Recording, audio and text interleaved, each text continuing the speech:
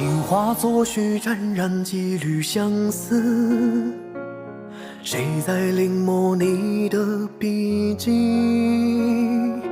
落红满地飘过几世风雨，唯有缘分不可抛弃。迷醉梦里掠过几声悲喜，谁在试探我的情意？黑白对弈，各执几粒棋子，输赢难断，爱恨故里。此去经年，应是良辰好景，需要千头万绪我在海里寻觅，花心难离，有太多迷离。手握清风，采摘东篱，一起游过，谁人与我相依？千丝万缕我在海里回忆，繁华隐去了太多风雨。落红挂你，长歌一曲，一夕梦里难言与我别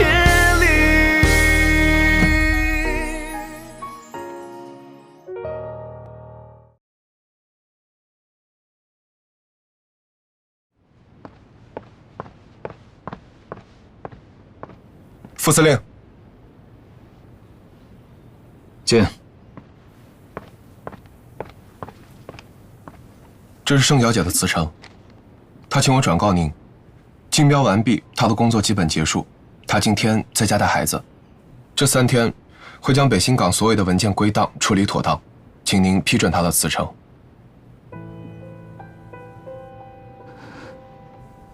去吧。是。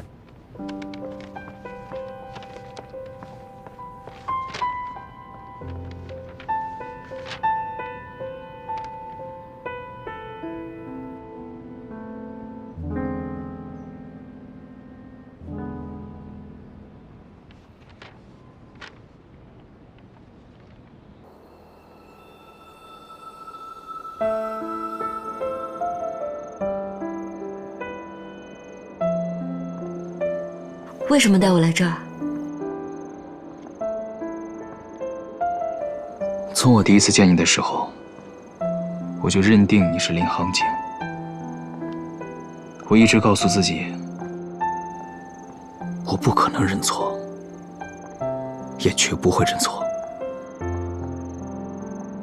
但直到今天，我感受到一种前所未有的无助。我不断地想要去证明你是他，可是我身边的人、线索都告诉我不是。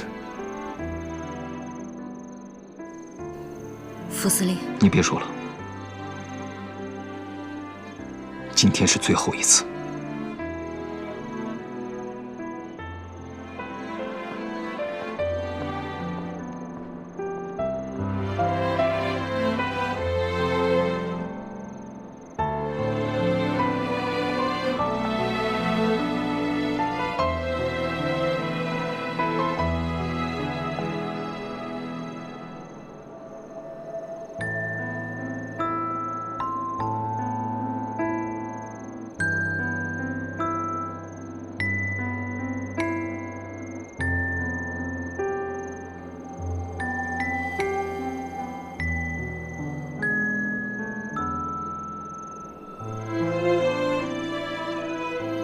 那一年，我跟航景第一次相约，就是在这里，就同现在一样，满天的灯火。那一天，我们吻了彼此。从那一刻，我便知道，这一辈子，我认定他了。对不起，我真的不是你心里想的那个人。你走吧。无论你有什么目的，日后都不要出现在我面前了。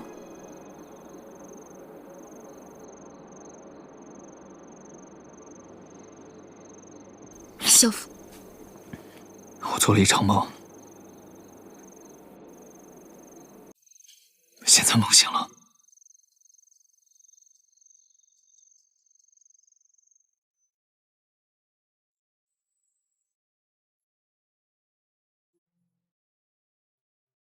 飘零的夜遮住你眼睛，雨落窗台留下的痕迹，风悄然地泛起尘封的消极，墨色的梦遥不可及，再不需要言语的承诺，但至少我曾经拥有过。笑容像一首歌，沉醉了你我，孤身的我选择坠落。破晓的爱在黎明后重生，一地的伤怎么开出绚烂？记忆慌忙淹没了过往我的盼，将心埋葬在深渊。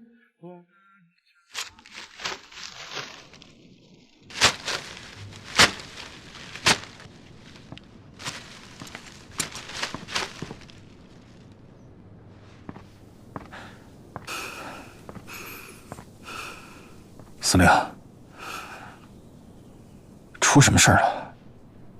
日本人居然许诺京城，如果他同意签订共荣书，满洲政府成立之后，就让金城做4省主席。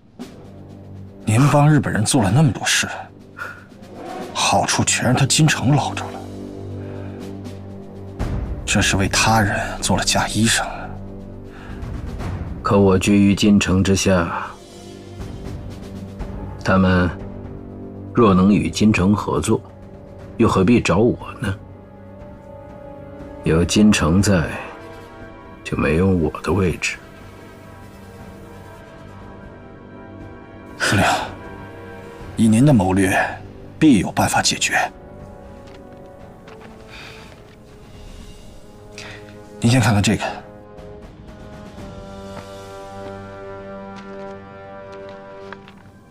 萧北辰和程灵私下见面了，这是拍到的照片。其实金城在南京的眼线早已传出，中央正在拉拢影军，想让萧海山背弃金城，倒戈南京。不过之前南京方面几次派人来找他们，萧家父子都没有搭理，所以金城就没有相信。现在好不容易被我抓到了，这条线也不枉费跟了那么多年。那您把这照片交给金城，他必会处死萧海山，到时候他能倚重的也就只有您了。倚重？这次日本人倒是给我提了个醒儿，3分天下不如一家独大。司令，您是想……你带上这些照片，明天我们到东平一趟。是。爹，你去见了程林。是。在这个敏感时期，这件事如果让总司令知道了，他会怎么想？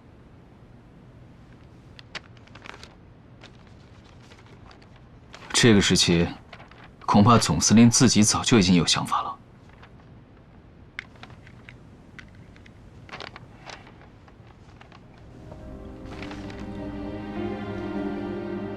眼下，总司令早就和日本人在商议签署共荣书一事了。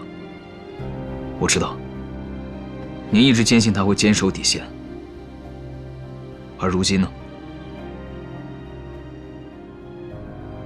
此次和总司令还有康敬雄共赴南京的路上，我一定要跟他好好谈一谈，问个清楚。我想总司令只是一时糊涂，让他悬崖勒马还来得及。您怎么至今对他仍抱有希望？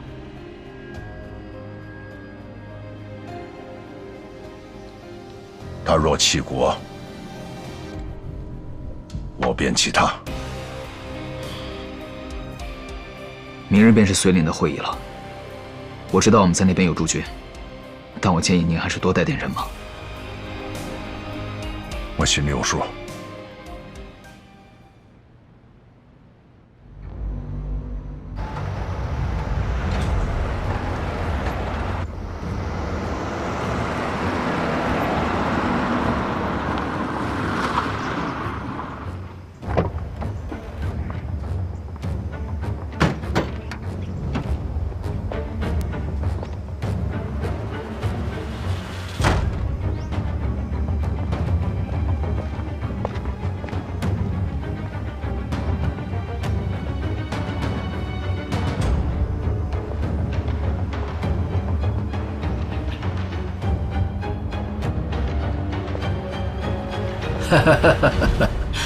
海山兄，别来无恙啊！康司令总是比海山先行一步啊。大哥跟我聊了一会儿了，他让你在这儿稍等一下。好，来坐。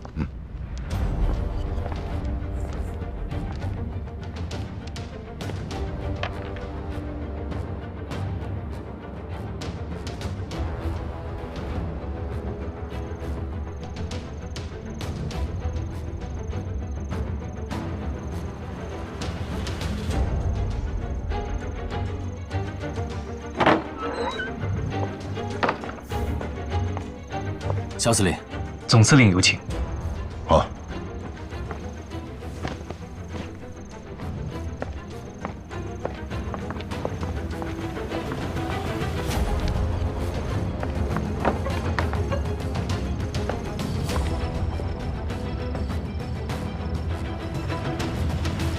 哎呀，海山啊，辛苦了！总司令，好，你们二位先出去一下。我跟海山有几句话说。是，总司令。总司令，海山，哎，请坐。您坐。哎，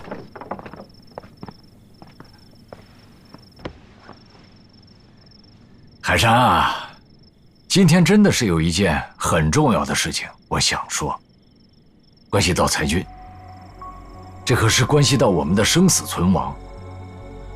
所以海山，我想听一下你的心里话。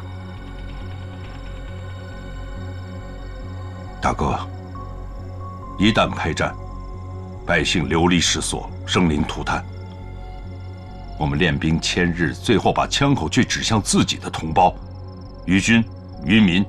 我觉得现在最好的方案就是各处全都坐下来谈判，消除中央对地方的猜忌，免得矛盾升级。哎呀，海山，你怎么向着中央政府说话呢？大哥什么意思？我看你现在是不是打算好了向中央政府倒戈，而且你也做好了对我取而代之的决定。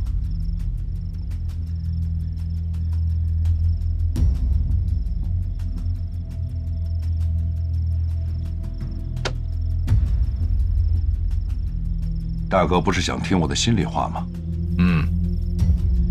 我萧海山再也不打劳民伤财的仗了，更不要说是同室操戈。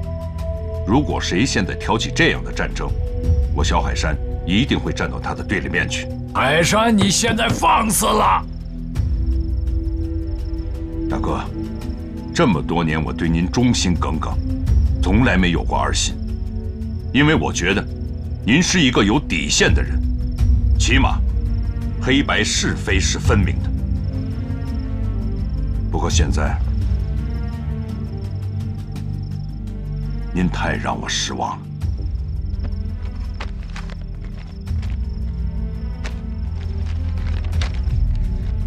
请大哥给句话，这上面写的真的属实吗？我真没想到，你竟然敢在暗中调查我。我也没想到，我一直辅佐的兄长，我的生死大哥，竟然跟日本贼寇勾结。那你呢？你勾结的是中央政府，狼子野心。你是不是想让整个直北都姓萧？是不是这样？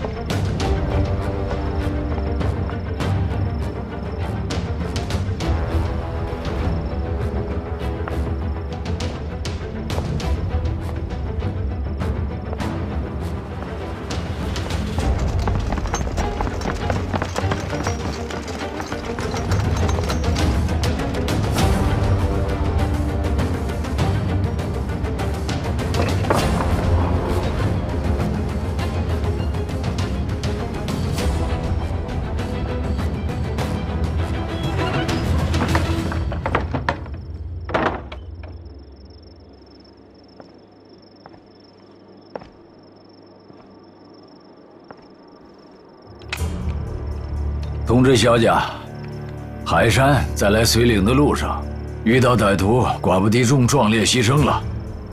海山身边的人一并除掉，下手干净点，别让他们受罪。毕竟是自己的兄弟。是。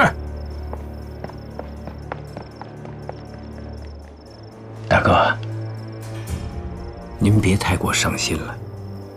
萧司令，黄泉路上不会孤单。等一会儿，你们老兄弟俩就又能在一起了。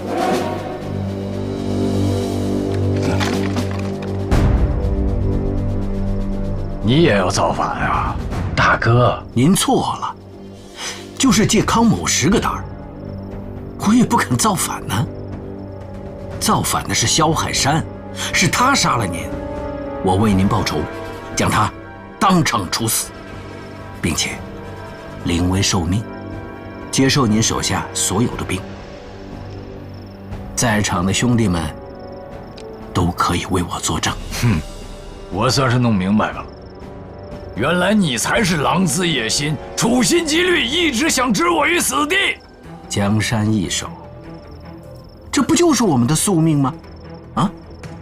日本人想占领满洲已久，我为他们做了那么多的筹谋。但有您在，他们就会忘了我。大哥，您为了兄弟，就做出一点点的牺牲吧。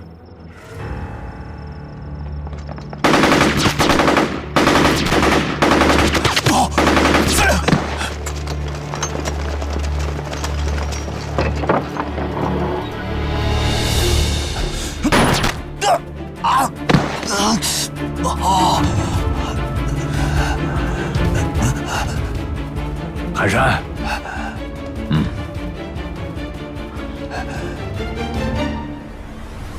好，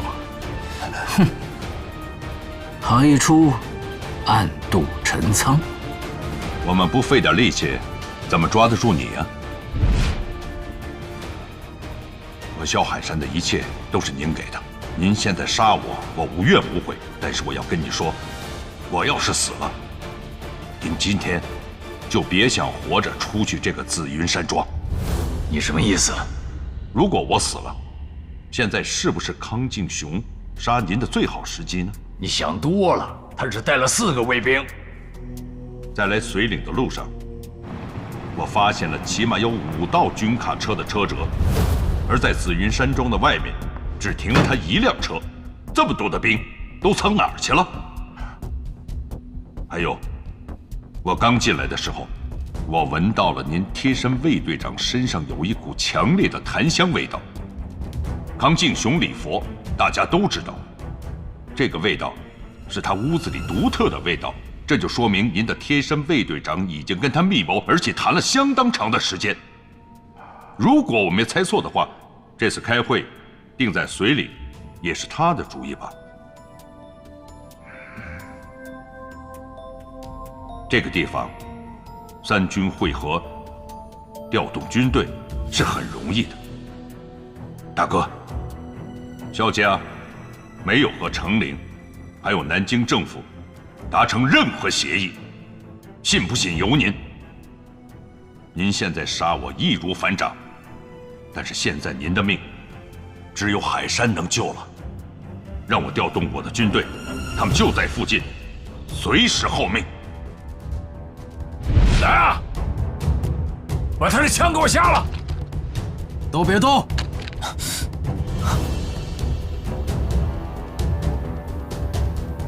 康司令，一切听您吩咐。周副官，你是跟了我10几年的人。是的，一个不起眼的位置，熬了10几年，才能在最关键的时刻发挥出最震天动地的作用。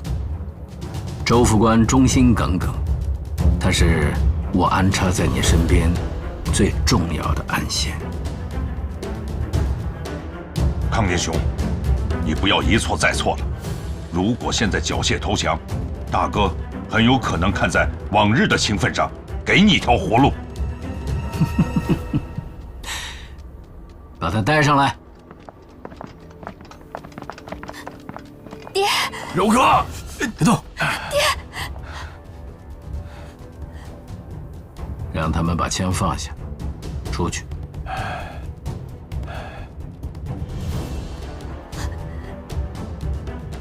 我说让他们把枪放下，出去！海山，让他们出去。听我的命令，放下枪，先退出去。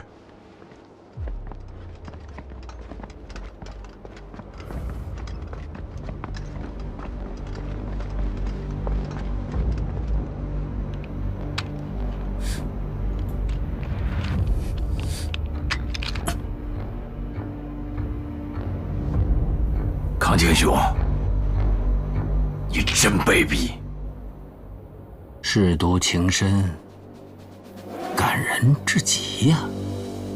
当初你为了制约我，把我唯一的儿子送到了萧海山的麾下，结果我的儿子被炸死了，连个全尸都没有。康宁雄，你也是打过仗的人，战场上枪弹无眼，况且昊天的牺牲那是意外，如果有什么怨气的话，就撒在我身上。你给我住嘴！当初要是没有你把我儿子送到瘾军手里，要是没有你把我儿子推到前线，他会死吗？新仇旧账，我要跟你们一起算。我要让你亲眼看看自己的孩子死在自己面前，那是一种什么感受？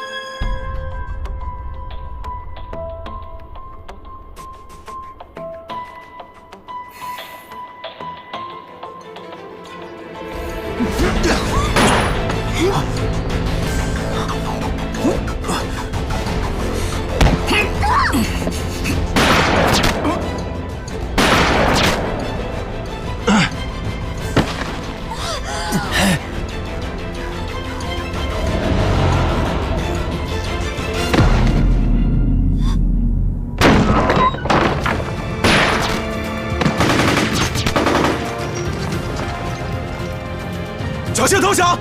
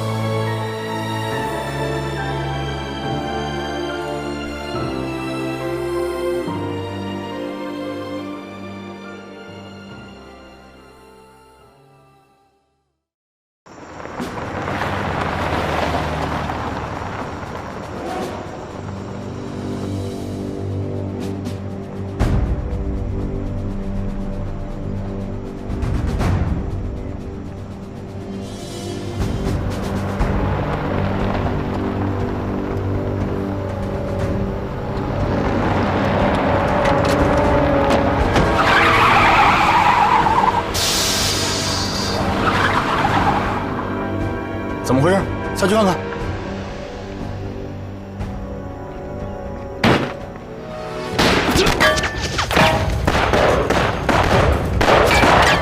下来！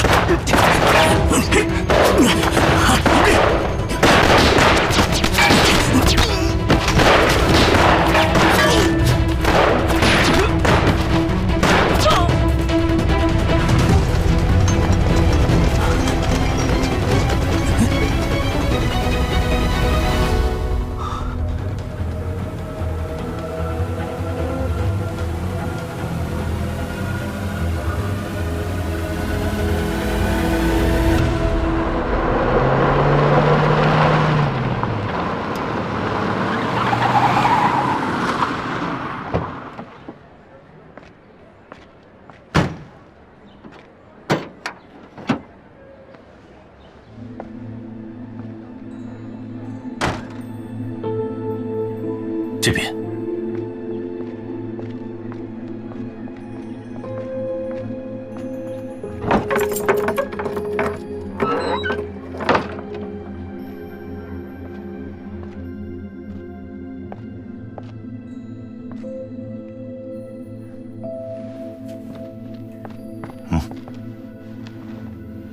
让康司令受惊了，实在抱歉。有你们这么救人的吗？差点把我的命都搭进去了。为了拖延时间，只好出此下策。您一旦到了法庭，想要再翻盘，就太难了。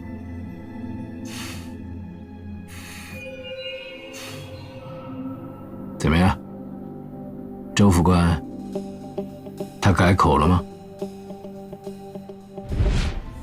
周先生，金司令是因为您的挟持而死的，这是毋庸置疑的事实。不管这件事情最后如何定夺，恐怕您的死罪都是难免的。既然都要死，何不领了康司令这份人情，让家人后半生的生活得到保障呢？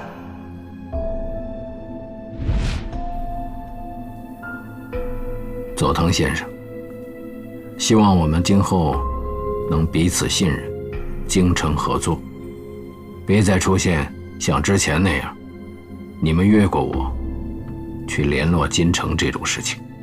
康司令，请放心，您永远是我们最信任的朋友。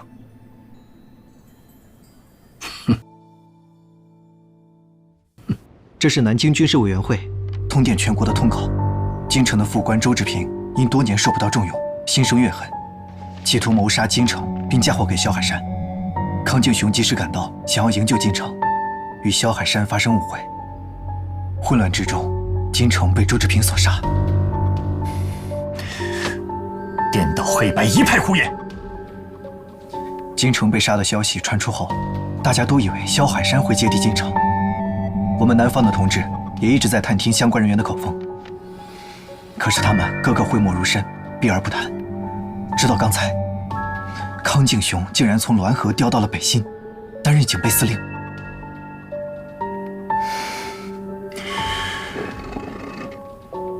事发之后，康敬雄一直被关在监狱里，能够帮助他在这么短时间之内翻云覆雨的，一定是日本人。昨天组织上来电，说恐怕我们有暴露的风险，让我们有序撤离。现在看来，还为时尚早。好了好了，不喝了，喝一口吧。不喝了，不。爹，大姐那边发电报来了，说所有事情都已经帮你安排好了，随时可以出发。我知道了。司令，哎，我还是跟你去吧。不是跟你说了吗？我这趟去美国就是为了复查啊，顺便把这个北望北翼给带回来。这俩小兔崽子洋墨水喝多了，我怕他们忘了祖宗。那我跟你去不是正好吗？你说不动他俩的时候，我还能敲敲边鼓。你是怕我跟他们较起真来，灭灭我的火吧？瞧你说的。哎呀，行了行了，不是跟你说过了吗？我这一走啊，家里离不开你，啊。反正我拗不过你。嗯。我去给你热热药。哎。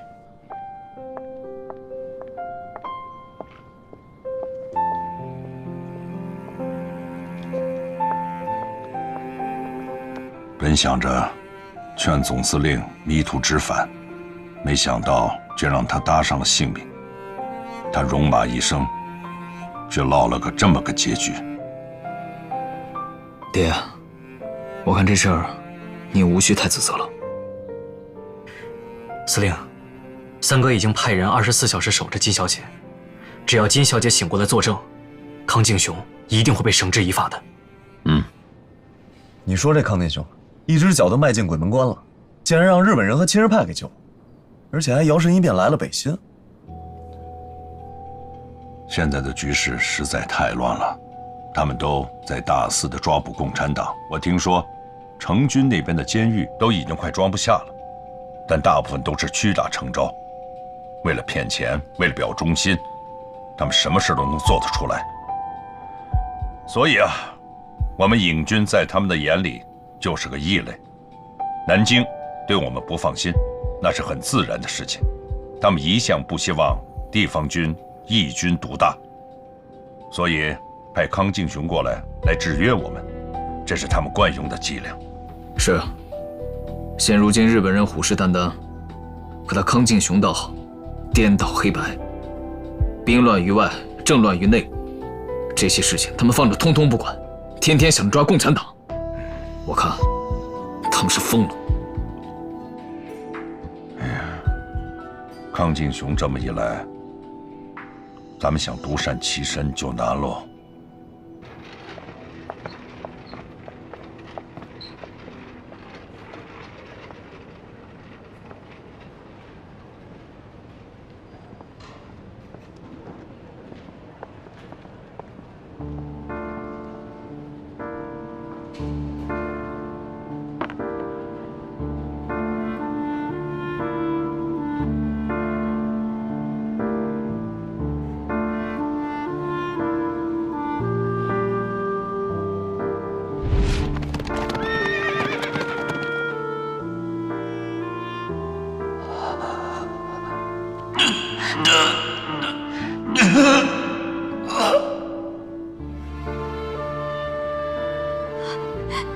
子章，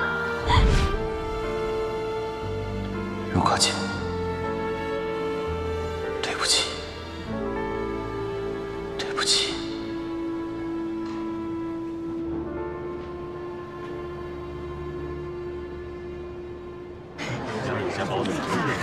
谢谢。走，好。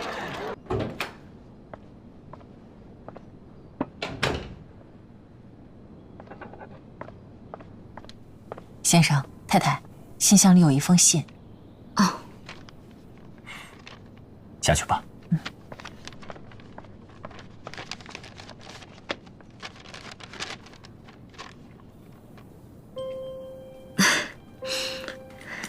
什么事这么高兴啊？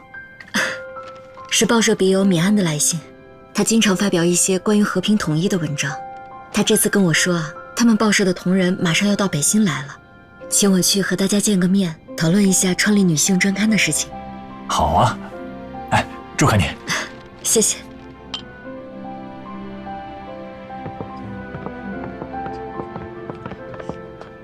里面请。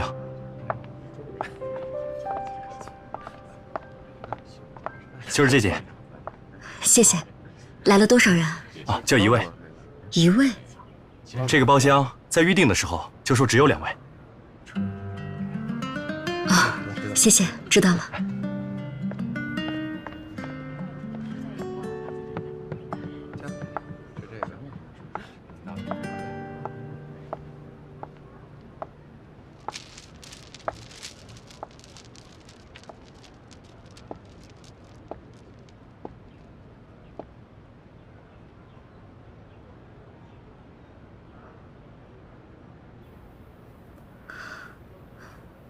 请问是笔友会的米安吗？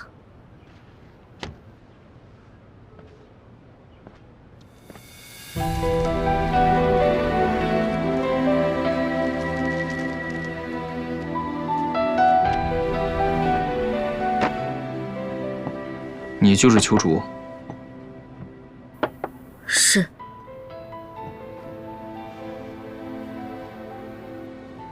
那么你是邱主的话，青勇是谁？我不明白你在说什么。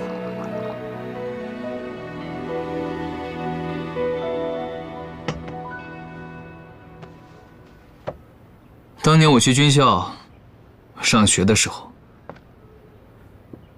曾携带过一本我妻子林行景手抄的诗集，里面就曾写道：“芙蓉出秋渚，袖断留青勇。”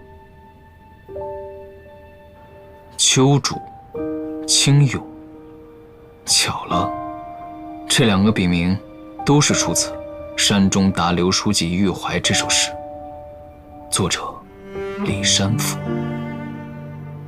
我也是没想到，盛小姐，您竟然也是对孩子关爱有加。唯独只有平和的阳光才能够扫去孩子内心的阴霾，安放童年。当年我太太林行景接诉我校服之时，也曾写过一篇这样子的文章，叫《无处安放的童年》。所以那封信是你伪造的？没错，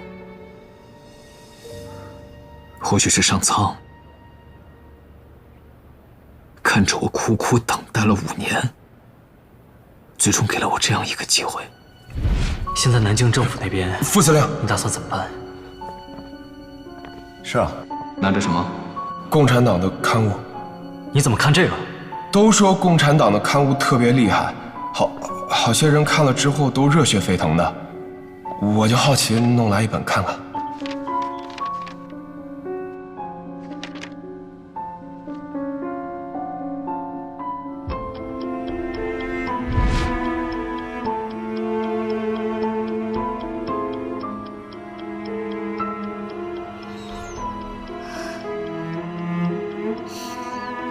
是，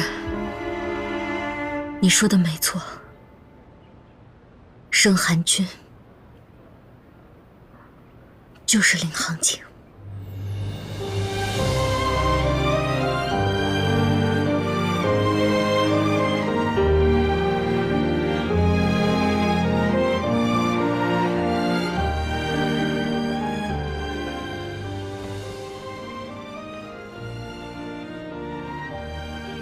你知道我这些年是怎么过来的吗？所有人都告诉我，你我阴阳两隔，我却依然愿意相信你迟早有一天会回到我身边。当盛寒君回来的时候，藏在我心里面5年的希望又再一次被你点燃。为什么？为什么要硬生生的把这个掐断？对不起，三哥。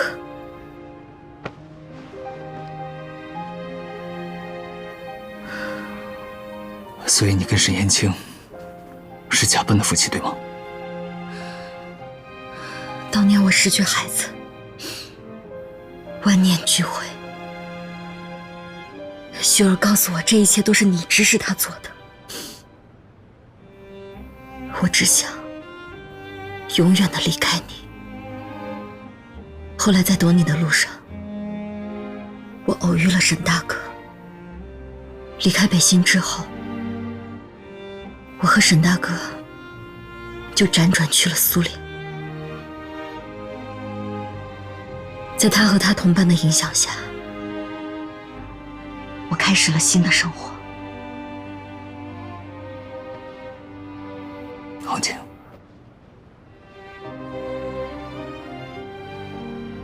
当年是我不对，是我没能选择相信你，没能够保住我们的孩子，是我错了。我已经知道了，当年的一切全部都是郑凤琪的设计。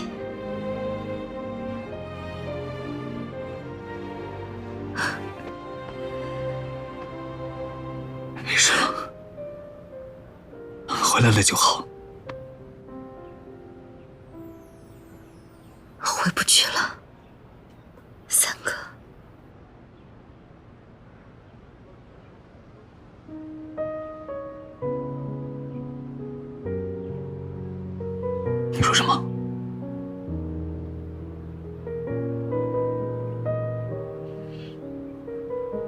为什么？过去的事情就让它过去吧。既然你已经知道我的身份，就应该明白，我是永远都做不回从前的领航警了。而且前尘往事，我也不想再纠缠下去了。你认为我们两个所经历的一切是一场纠缠？就算所有的误会都已经解开，但当初的遍体鳞伤是真的。我已经不是从前的领航警了，你也不是当年的三哥。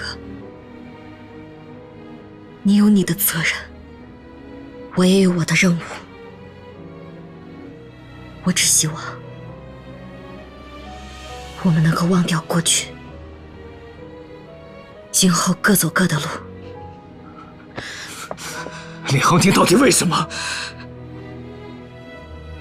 为什么你已经回来了，就还要将我们两个一刀两断？对不起。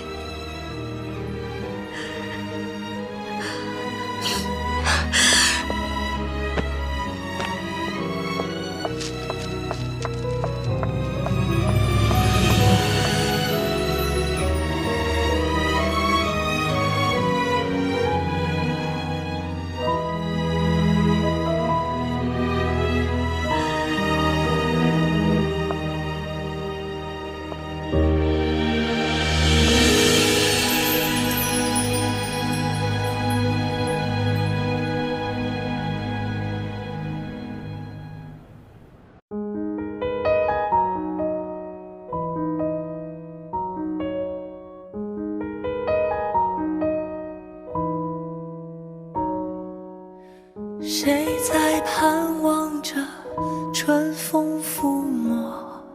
谁在凝望着摇曳的花朵？谁在仰望着夏夜满天星河？谁记得一颗流星转瞬而过？谁害怕心痛，否认心痛？任孤独涂抹彼此的保护色，谁会甘愿蹉跎这样擦肩而过？也要做一颗流星给你温热。我在天空画出你侧影的轮廓，让我在冰凉一次照耀星河。至少一次飞舞，不会再坎坷，用我一生守候一个承诺。我真心拥有过，哪怕短暂快乐，留给岁月一抹温柔的色。下次流星划过